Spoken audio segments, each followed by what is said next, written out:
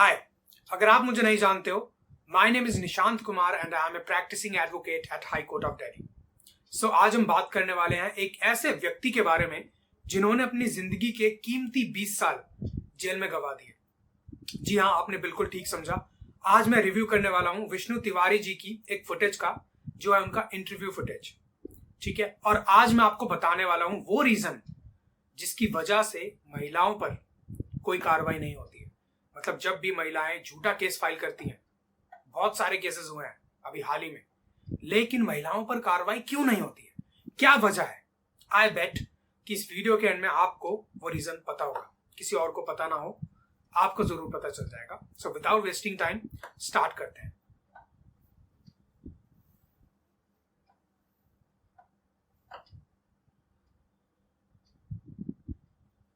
भाई साहब, हमको जब फर्जी फंसाया गया था पैसों के चक्कर में।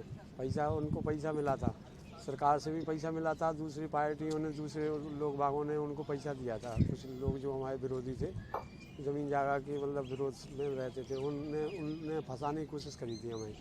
हम अच्छे कारीगर थे, मतलब ठीक ठाक काम मतलब करते थे। साड़ी की भी बनाई हमने बनारस में, तो मतलब ठीक ठाक सब था हमारा, और हमसे फंसाया एक चीज हमेशा याद रखना कि सिविल डिस्प्यूट जो होते हम 20 साल से जमीन जायदाद के, जेल में, हमारे माँ बाप, उसमें हमारे सबसे ज्यादा फेक केसेस फाइल किए जाते और हैं हम पे कुछ नहीं जमीन के लिए।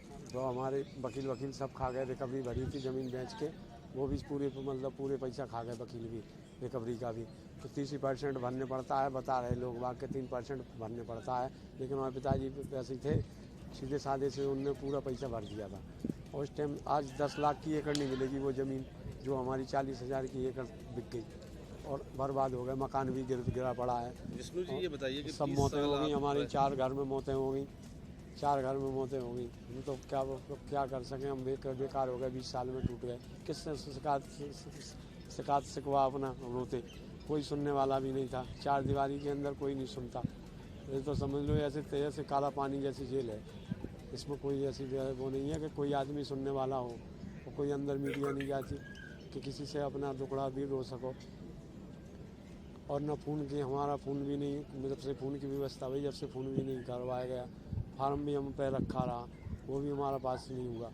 और हम तो योगी जी की सरकार बनी थी, तो हम तो बड़ी मेहरबानी से हम समझ रहे थे कि शायद है दुनिया में भ्रष्टाचार ख़त्म हो जाएगा, लेकिन भ्रष्टाचार ख़त्म अंदर नहीं हुआ।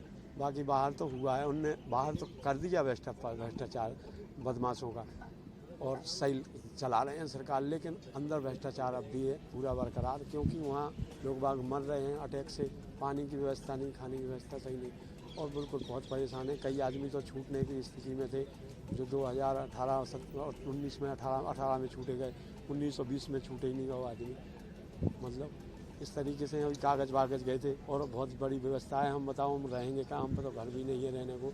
हमें तो योगी जी से बड़ी मेहरबानी है, उनसे बड़ी रिक्वेस्ट है कि अगर हमें इस धरती पे अगर जिंदा रखना चाहते हैं, हम तो उनके ही भगत हैं, उनके ही मतलब सेवा में, उनको भगवान के रूप में मानते हैं, और साधु हैं वो।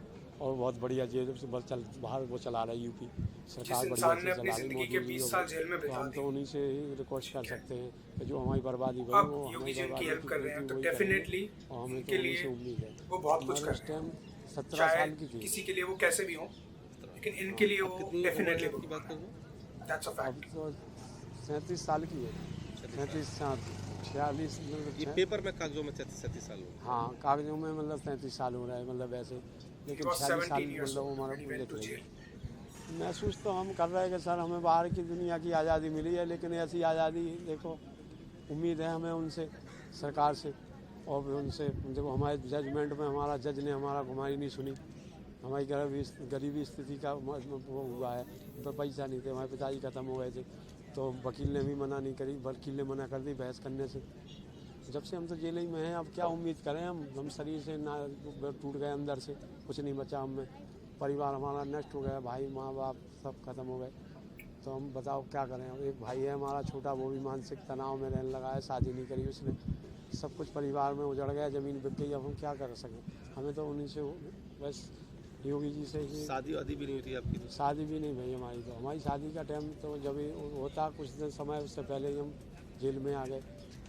सर हम तो भाई साहब और निर्दोष ही हैं, तो हम तो मतलब हम दोषी कहाँ हैं, निर्दोष ही हैं। मैं तो और मारने की धमकी और दी, 5 आदमी थे उसके। वो बिगड़ेल घर था, मतलब बिगड़ा हुआ घर था, उनका बचलन का हिसाब थोड़ा सा वैसा रहा। तो हरिजन एक्ट का हिसाब था, हरिजन एक्ट लगवा देते, पैसा मिलता था उनको उस टाइम, पैसा के हिसाब से मतलब हरिजन एक्ट बनवा दिया, वैसे झगड़ा हुआ था। हमारा कोई परिवार से अभी कोई लेने नहीं आया, सब परिस्थिति खराब है, गरीबी है, तो वो नहीं आए, तो अभी हम खड़े हैं हम तो। अच्छा ये बताइए, जेल में आपने काम किया, जेल के अंदर होता है कि आप जब काम करते हैं तो टच भुगताना होता है, तो क्या कितना आपको भुगतान किया इन लोगों ने, पैसा दिया है आपको?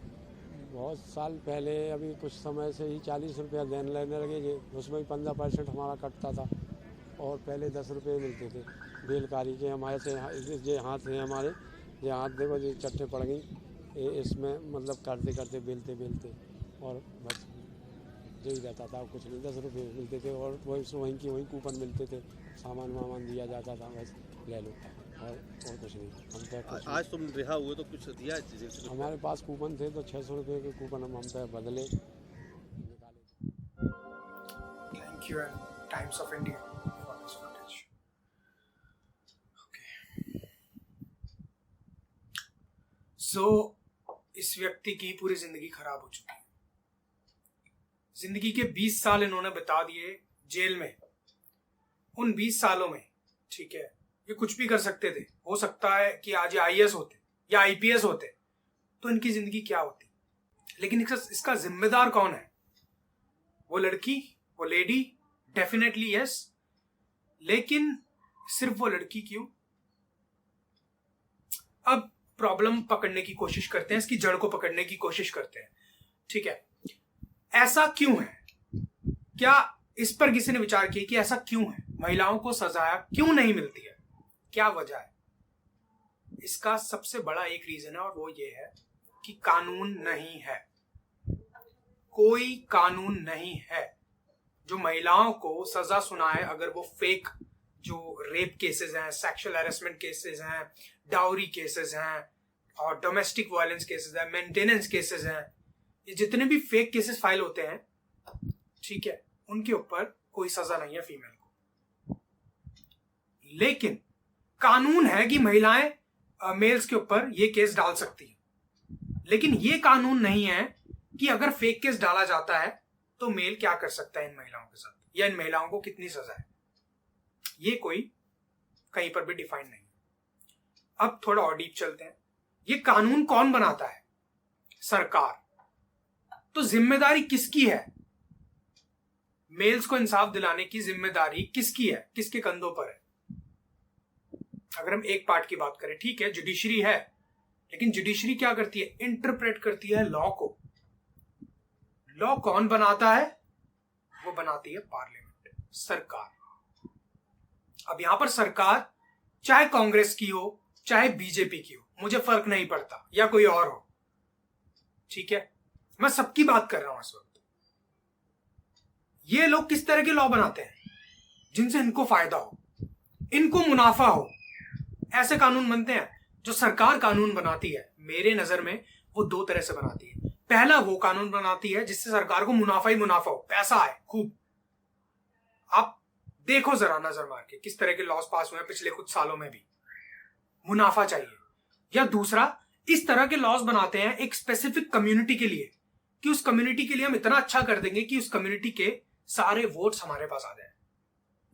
अब मैं ऐसा क्यों कह रहा हूं कि सरकार अपना फायदा सोचती है? क्योंकि पॉलिटिकल रैली में जो होती है रैलीज, उनमें ही अपने काम को गिनवाते हैं। इट्स लाइक ए इन्वेस्टमेंट कि आज कर दी, अब हम ये काम गिनवाएंगे जब अगले इलेक्शंस आएंगे, कि हमने इस सेक्टर के लिए ये काम किया, तो इस सेक्टर को अब हमें वोट देना है। क्यों? क्योंकि पिछली सरकार ने आपका काम नहीं किया था। It's like a business, investment कर दिया इन्होंने, now it's time for profit, votes. ये गेम चल रहा है जनाब। हमारी कौन सुनेगा? आज की डेट में जो फेक केसेस हैं वो बढ़ते ही जा रहे हैं, बढ़ते ही जा रहे हैं, कोई हद नहीं है। मिस्टर विष्णु की पूरी लाइफ तबाह हो चुकी है। अगला विष्णु कौन बनेगा? कितने विष्णु जेल में है इस वक्त? ये तो एक केस आया जो हमारे सामने आया है। कितने तो दम तोड़ देते हैं जेल में। सरकार को ये लोग क्यों नहीं दिख रहे? किसकी जिम्मेदारी है? कानून कौन बनाएगा मेल्स के लिए? सरकार बनाएगी। तो सरकार ने कान क्यों बंद किए हुए हैं? एक अच्छा खासा कंपनसेशन अमाउंट होना चाहिए और सामने वाली पार्टी को जेल होनी चाहिए, ट्रायल स्टार्ट होना चाहिए उन पर।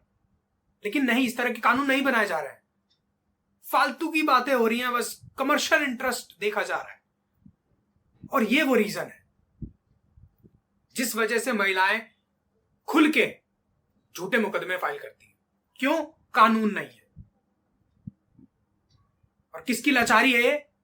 सरकार की और हमारी मेल्स की। अब देखो यार, यहां पर कुछ लोग आ जाएंगे, बीजेपी और कांग्रेस करेंगे।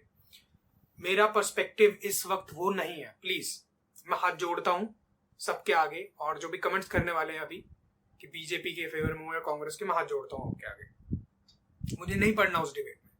सरकार कोई भी हो, मुझे फर्क नहीं पड़ता। वो सरकार है, इस वक्त तो पावर में है, वो कुछ भी कर सकती है। और जो भी सरकार पावर में है, या जो भी इस वीडियो को जब फ्यूचर में देखोगे सरकार पावर में आएगी, तो मेरी बस एक रिक्वेस्ट है कि लॉज बनाए प्लीज। फालतू की बातें, रैलीज, खर्चा और ये सब छोड़ के जहां पर रियली नीड है आप लोगों की, ठीक है, वो काम करें। और जो एग्जिस्टिंग प्रिजनर्स हैं, जिनके साथ गलत हो रहा है, जिन पर फेक केसेस फाइल हुए हैं, उन पर भी विचार किया जाए कि उनकी हालत क्या है जेल में। बस अगर आपको लगी हो कि इस वीडियो में कुछ दम है, मेरे पॉइंट्स, मेरे रीजंस, मेरे लॉजिक्स में कुछ दम है, तो इस वीडियो को शेयर कीजिए। और इतना शेयर कीजिए कि इस देश के हर मेल को पता लग जाए कि क्यों महिलाओं के अगेंस्ट केसेस फाइल नहीं होते। और ये वीडियो सरकार तक जरूर पहुंचनी चाहिए कि हाँ, अब यूथ जाग चुका है। Now this issue, now your acts, कि आप किस तरह से काम करते हो, are on social media, in the public domain. सबको पता है अब कि आप कानून नहीं बना रहे हो, ये आपका फॉल्ट है। और हम बेवकूफ आज तक महिलाओं को कोसते आए थे कि ये फेक केस फाइल करती है हमारे पर, लेकिन कहीं ना कहीं दोष सरकार का भी है। That's all.